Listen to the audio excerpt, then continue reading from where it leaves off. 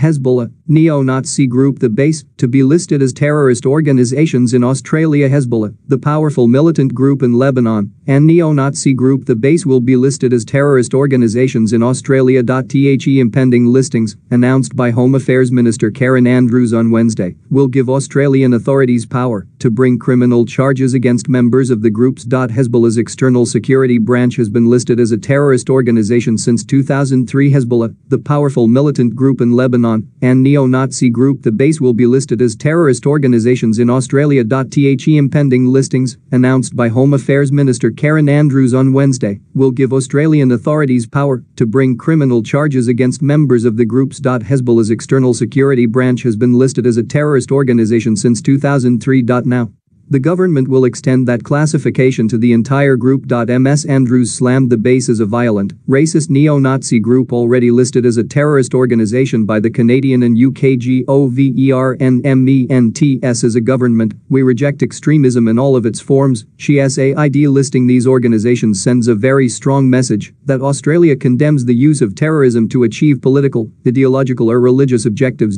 We can't be complacent.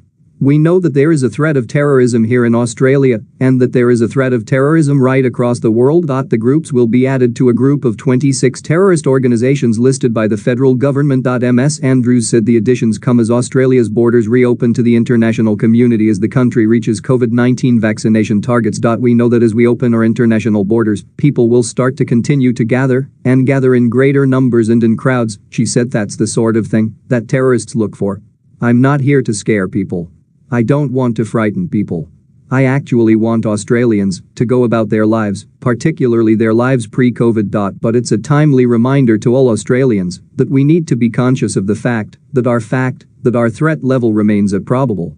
We need to be aware of the risks we face in our daily lives. In March, active recruiting. A recruiter had reached out to a potential new member in Perth's northern suburbs. In an audio recording, the recruiter says, "What do you think you could contribute to the base?" The applicant, who hides behind the codename Will T. Power, answers, "I'm pretty much a foot soldier." The recruiter says, "We have barely a toehold right now in Australia, and we need to change that to a foothold." Hezbollah holds seats in Lebanon, and some Gulf neighbors have expressed concern about its expanding influence over the nation's politics. Australia's terror threat level is at probable. The minister said she was open to the prospect of listing further groups as terrorist organizations, including right-wing extremist groups. We know that there are individuals actively watching what is happening in Australia. We know there is a threat posed to Australia, Ms. Andrews said. There are people here who have the intent and the capability to do us harm.